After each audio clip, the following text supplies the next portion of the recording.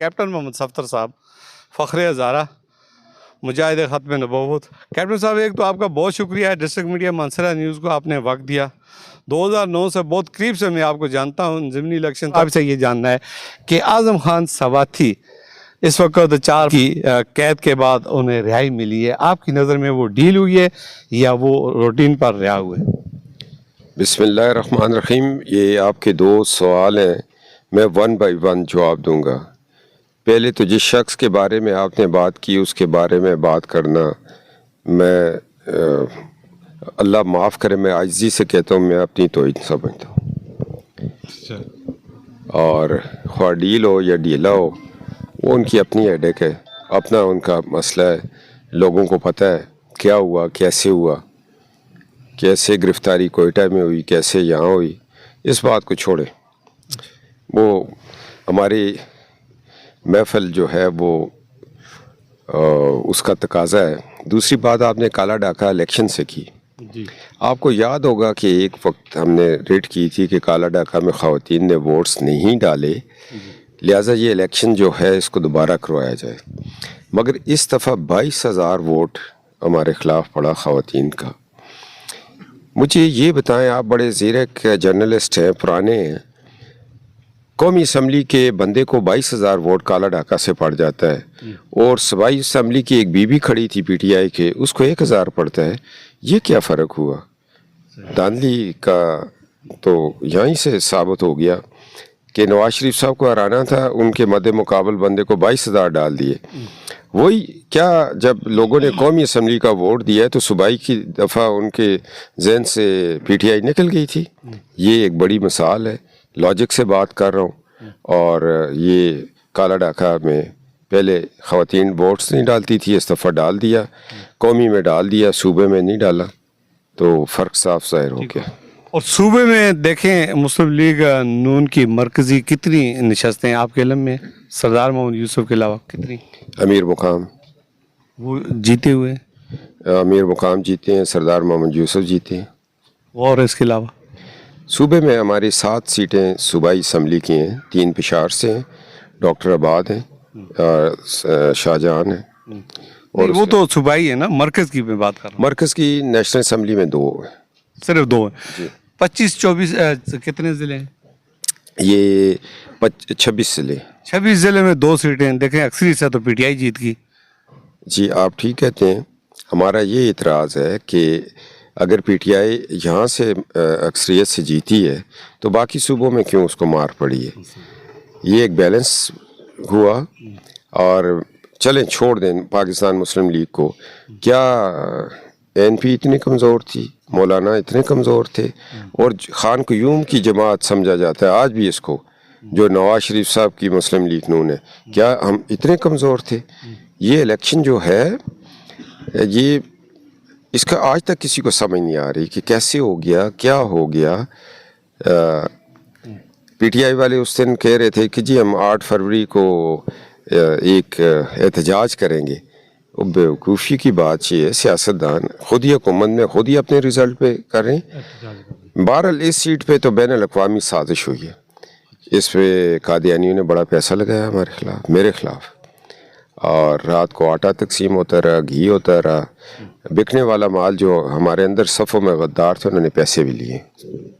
अच्छा कैप्टन साहब, आज़म खान ये भी कह रहे हैं कि जनरल आसिम मुनीर साहब और इमरान खान को हम बिठाएंगे, क्या ऐसा मुमकिन हो सकता है? यार जी, फिर आपने नाम ले लिया, उनको अपना कद काट देखना चाहिए। अच्छा। कहाँ आज़म बिन यूसुफ और कहाँ जनरल मुनीर। और चलें, खुश ख्याली इसी को कहते हैं। वो कहते हैं ना, अंधे को अंधेरे में बड़ी दूर की सूझी, बस इसका यही जवाब है। अच्छा चलें, एक तो बुजुर्ग है, उतना तो करना चाहिए। दूसरा कैप्टन साहब, ये पी का आर्डिनेंस जो है ना, ये 2016 से इसका वो आया, उसमें तरमीमें होती रहीं, अभी दोबारा इसको लागू कर दिया गया है।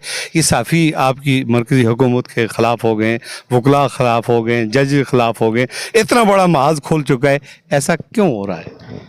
देखिए, मैं आपको एक चीज़ बताऊँ, साफ़ी किस बात पे नाराज़ हो गए। एक कानून बना है حدیں مقرر ہو گئی ہیں کہ جی اس حد سے آگے نہیں جانا. جہاں جرم ہو وہاں قانون بنتا ہے اور صحافیوں کی بھی ذمہ داری سے اب کام کرنا پڑے گا. آپ اگر یہ کہیں جی قتل کے اوپر 302 کا قانون کیوں ہے, یہ ظلم ہے, تو ہر ایک چیز کی حد مقرر ہے نا. جو ذمہ دار صحافی ہے اس کو پتہ ہے میں نے ذمہ داری کے ساتھ ہی اپنے پیشہ کو دیکھنا ہے. تو جو غلط الزام لگائیں, دور چھپ کے بیٹھ کے بات کریں, تو ان کا بھی تو احتساب ہونا چاہیے. کیا وہ جو ریاض صاحب ہیں کوئی باغی ہوئے ہیں کیا ہے, اور جو باہر ملکوں میں بیٹھ کے پاک فوج پہ حملہ کریں, استحکام پاکستان پہ حملہ کریں, دفاع پاکستان پہ حملہ کریں اور پگڑیاں اچھالتے رہیں, ان سے کوئی نہیں پوچھے گا. ہم خود لکھاریوں کی اولاد ہیں, ہم سے بڑا صحافی تو کوئی بھی نہیں. کہاں ہمارے والد نوائے وقت کے لیے لکھا کرتے تھے, کہاں ہمارے تایا ظفر علی خان کے ساتھ وزیر آباد میں انہوں نے تحریک پاکستان میں کام کیا, کتابیں لکھی, کالمز لکھے. وہ مشکل وقت تھا نا. مولانا محمد علی جوہر یہاں پر جب تشریف لائے تھے تو ملک میر عالم صاحب کو یہاں سے ساتھ لے گئے. علی گڑھ کے پڑھے لکھے لوگ, انہوں نے بھی صحافت کی, خاندانوں نے صحافت کی. ہم نے تو کبھی غیر ذمہ داری کا مظاہرہ نہیں کیا. ایک دفعہ والد مرحوم نے لکھا تھا نوائے وقت میں, ہر محب وطن تجھ سے بیزار ہے, تو اس پہ ان کی گرفتاری ہو گئی تھی. ڈاکٹر ممتاز جیلانی کو اٹھا کے لے گئے تھے. تو ہم نے تو جو چیز لکھی ذمہ داری سے لکھی, اس کو فیض کیا. تو اگر کوئی یہ کہے کہ ہم جو کریں ہمارے اوپر قانون نہ بنے, یہ ریاست ہے, اس کا آئین ہے اور ہر چیز آئین کے تحت ہے. اگر آپ یہ سمجھتے ہیں کہ یہ قانون غلط ہے تو پھر آپ عدالت میں چیلنج کریں اس کو. اچھا, ابھی تھوڑی دیر پہلے میں لائیو دیکھ رہا تھا آپ کے ایک سپیچ میں آپ نے کہا تھا کہ اٹھو اور جہاد کرو اور کشمیر کو آزاد کرو. یہی بات اگر کوئی اور کرے تو اس پر پی کا آرڈیننس آ گیا کہ یہ اکسانے کا عہد ہے. پچھلے دنوں جماعت اسلامی کا ایک آدمی گرفتار بھی ہو گیا. تو آپ پر یہ عہد کیوں نہیں لگتی؟ میں نے آپ نے پورے سیاق و سبات سے پوری تقریر شاید نہیں سنی. میں نے کہا کہ عمران خان کے دور میں, اور ہمارے وزیر اعلیٰ اس وقت منسٹر بھی تھے اور کمیٹی کے رکن بھی تھے, انہوں نے کشمیر کی جو آزادی ہے اس کو سلب کرنے کے لیے انڈیا کا ساتھ دیا. میں کہا ہم تو جہاد فی سبیل اللہ والے, افغانستان میں لڑیں, کشمیر کی آزادی کے لیے لڑیں گے, اور یہ کشمیر ہمارا حصہ ہے. اگر میں نے غلط بات کی تو پھر قائد اعظم نے رحمۃ اللہ تعالیٰ نے فرمایا تھا کہ کشمیر ہماری شہراگ ہے. میں نے تو کہا شہراگ کو بچائیں تبھی جسم بچے گا. اگر اس پہ مجھے کوئی قانون کا سامنا کرنا پڑے میں کروں گا. اللہ کا قرآن کہتا ہے کلمہ مسلمان پڑھتا ہے تو مسلمان ہوتا ہے, کلمہ, روزہ, جہاد, اور جہاد فی سبیل اللہ. جہاد فی سبیل اللہ تو میں نے اسلام کا چھٹا رکن جو ہے اس کو بیان کیا ہے, اور میں کرتا رہوں گا. جہاد ہی ہماری منزل ہے اور جہاد فی سبیل اللہ. اور جو جہاد کے منکر ہے وہ تو پھر اسلام کا جو قانون ہے اس پہ آنکھیں بند کر رہے ہیں. اور اٹھو کشمیر کو آزاد کرو. 75 سال سے ہمارا ایک ہی نعرہ ہے. کیوں یہ آپ نے اس دن کشمیر ڈے بنایا تھا؟ تو ہمارے تو جسم میں حرارت آ جاتی ہے جب ہم مقبوضہ کشمیر کی طرف دیکھتے ہیں. تو ہم نے فوج کیوں جوائن کی تھی؟ کوئی مراعات حاصل کرنے کے لیے یا اپنے ملک کو دفاع کرنے کے لیے؟ اور آپ کو یاد ہے ہم چھوٹے ہوتے تھے, آپ کی بھی مائیں کہتی تھی, ہم گلی میں جاتے ہوئے رات کو ڈرتے تھے تو مائیں کہتی تھی جاؤ کسی جگہ بھیجتی تھی کام کے لیے, ہم کہتے تھے باہر اندھیرا, وہ کہتی تھی باہر اندھیرے سے ڈر گئے تو کشمیر کون آزاد کروائے گا. ہماری تو تربیت ہی ہے. بے شک کیپٹن صاحب, پاکستان ایک باپ ہے اور اس کے 5 بیٹے ہیں, اور ایک بیٹے کو دودھ اور گھی کے ساتھ کھلایا پلایا جا رہا ہے, اور باقی جو ہے 2 جو ہیں وہ بیچارے بھوکے پیاسے لسی کے ساتھ کھا رہے ہیں. میری مراد ہے صبح کہہ پی کہہ کے عوام بدحالی کا شکار ہے.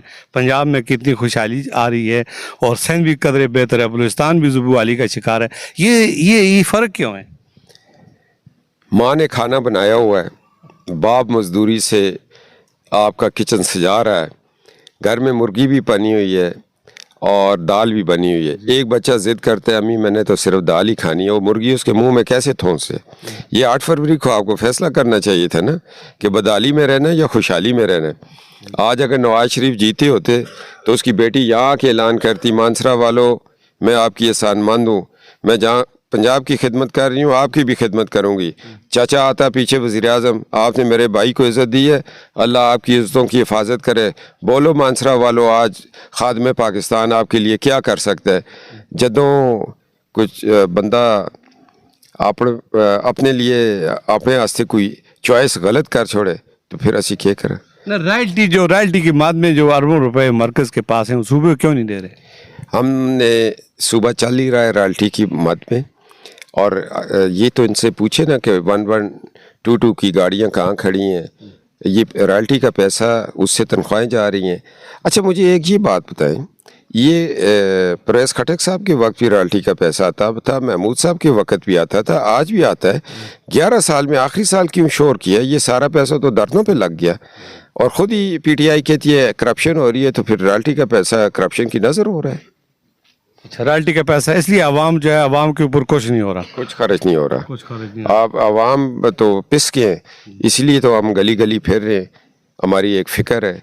आज वज़ीर आला पंजाब ने ऐलान किया है कि मैं 10 अरब रुपया खैबर पख्तूनख्वा के नौजवानों को दूंगी कि वो जाकर स्कॉलरशिप पे बाहर पढ़े। 100 क़ुव्वत समाज से महरूम बच्चियों का इलाज करवा रही है। लैपटॉप स्कीम आ रही है, दानिश स्कूल पिशावर आ रहा है, हज़ारा आ रहा है। इतना ही हो सकता है। ठीक है। अच्छा, हम तो बड़े खुशकिस्मत हैं कि आपका ताल्लुक मानसरा से, और आपकी एहलिया मोहतरमा वो सीएम है, और आपके ससुर जो हैं वो वज़ीर आज़म पाकिस्तान है, और सूबे में नौजवान जो है रोज़गार की तलाश में बैरून मुल्क जाते हैं और ज़िंदगी की बाजियाँ हार जाते हैं। मरने वालों पर दुख हुआ है कभी? बहुत दुख हुआ। मुझे पता है, मैं इसी माशरे का एक छोटे से गांव से उठा हूँ। ये जो मरने वाले हैं ना, ये पीछे ज़मीनें बेच के जाते हैं, घर का ज़ेवर बिक जाता है, सूद पे पैसे लोग इनको देते हैं, उधार कर्जा हंसना भी इनको नहीं देते। ये इस उम्मीद से जाते हैं कि शायद हम भी जाएं यूरोप में, स्पेन में, अमेरिका में, यूके में, तो हमारे घर के भी हालात अच्छे हो जाएं। और ये जब जाते हैं और डूब जाते हैं, दुख तो होता है, हमारा दिल भी डूब जाता है। मगर मैं पूछता हूँ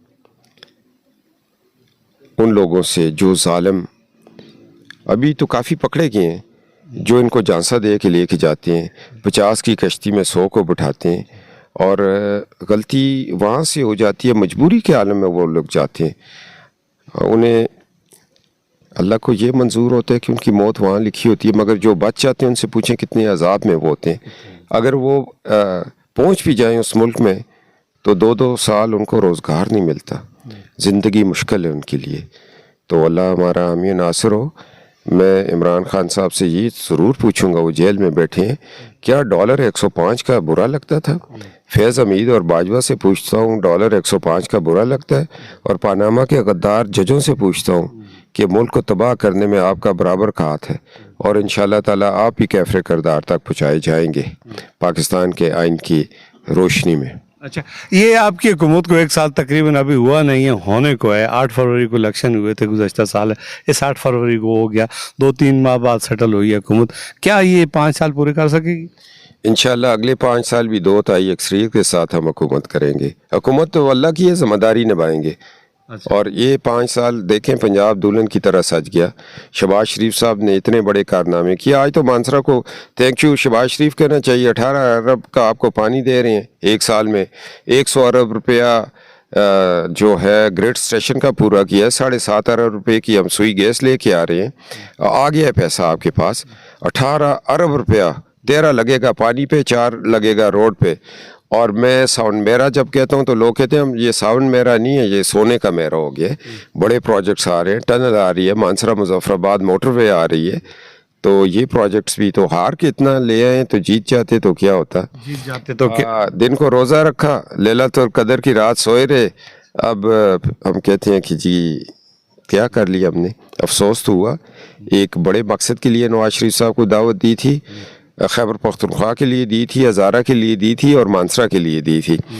تو ہم لیلۃ القدر کی رات سو جائے بندہ تو پھر جو جاگے گا اس کو ہی ملے گی. جو جاگے گا اس کو ملے گی. اچھا کیپٹن صاحب، چونکہ بہت سارے دوست احباب ہماری طرف دیکھ رہے ہیں، سب کا قیمتی وقت ہے، آپ کا بھی باتیں بہت ہیں، میں 2 گھنٹے بھی آپ سے باتیں کر سکتا ہوں لیکن زیادہ آپ کا وقت نہیں لوں گا. آخری آپ سے صرف اتنا چاہوں گا کہ یہ ہمارا پسماندہ ضلع ہے، زلزلہ یہاں پہ آیا ہوا ہے، سوکھی کناری یہاں پہ بن گیا، تربیلا ڈیم کے متاثرین ابھی تک وہ حق کے لیے ترس رہے ہیں. کیا آپ چاہیں گے کہ یہاں پہ بجلی فری ہو جائے یا کچھ کم ہو جائے؟ آپ 2 گھنٹے بولیں گے تو میں 2.25 بولوں گا، فکر نہ کریں آپ. یہ ہماری کوشش ہے اور یہ کر کے دکھائیں گے انشاءاللہ تعالی. دیکھیں تربیلا کی رالٹی ہے جی وہاں ہری پور میں لگ رہی ہے، سوابی میں لگ رہی ہے. یہ ہمارا سکی کناری جس دن سوئچ آن ہوگا اس دن وہ تمام مراحت ہمیں ملیں گی جو تربیلا کی مد میں ان اضلاع کو ملتی ہے. قانون، آئین، ہر چیز ہیڈ کا، جھیل کا سارا وہ طے ہے، وہ انشاءاللہ تعالی اسی طرح ہوگا. یہ بر وقت کہنا کہ یہ کر دیں گے وہ کر دیں گے. ہم نے پکھل کے میدان کو سوئی گیس کے لیے 30 ارب کا پروجیکٹ سے چل رہا ہے ہمارا. تو ہمارے ایک ایم این اے نے جا کے سوال کر دیا بفا کی گیس کب لگے گی؟ انہوں نے کہا جی تاڑے ہونے نہیں لگ سکتی. تو اب ہم 7.5 ارب آیا ہے. ان کو پڑھے لکھے لوگوں کو بھیجا کریں یار، کیا کرتے ہیں آدھی نیند میں جا کے سوال کر دیتے ہیں، پتہ ہی نہیں ہے کیا کرنا ہے کیسے ہے.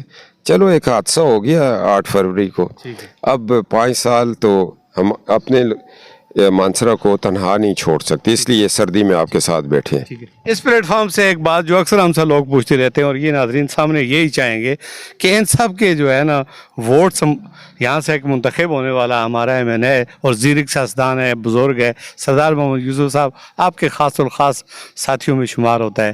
اب تک اس کو وزارت نہیں ملی، اس کی وجہ آپ پر بھی انگلیاں اٹھ رہی ہیں، تو رکاوٹ کہاں پہ؟ سیکنڈ فیز میں ان کو مل جائیں گی انشاءاللہ. اور سردار صاحب کو پتہ ہے کہ 2013 میں ہم نے ایک فیصلہ کیا تھا کہ آپ منسٹر ہوں گے اور میں ڈیولپمنٹ کروں گا، اور 2024 میں یہ فیصلہ ہوا کہ آپ الیکشن لڑیں گے، میاں صاحب اس سیٹ سے لڑیں گے، وہ وزیر اعظم ہوں گے اور آپ منسٹر ہوں گے.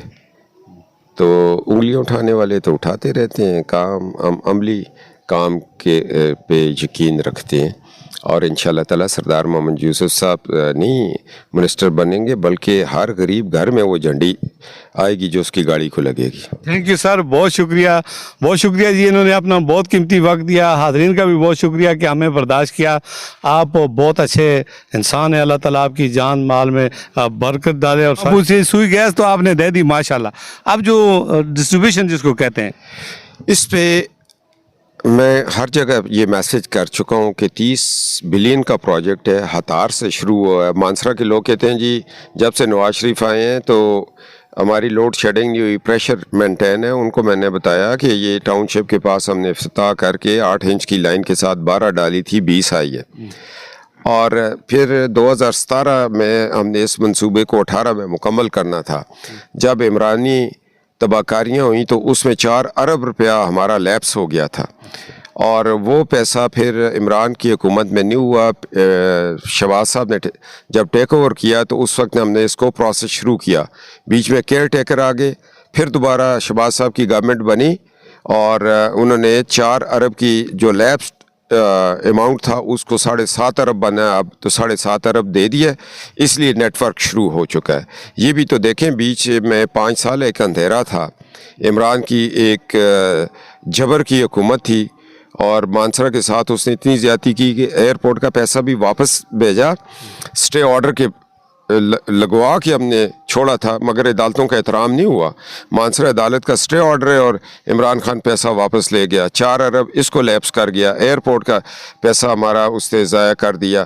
ہزارہ کے ساتھ 11 سال ان کے ہو گئے ہیں، 4 ادھر عمران نے لگائے ہیں. بتائیں کیا پروجیکٹس لے کے ہیں یہ. تھینک یو سر، بہت شکریہ جی، بڑے خوبصورت انداز میں انہوں نے ہر سوال کا جواب دیا. اسی کے ساتھ جا چاہوں گا. اللہ حافظ.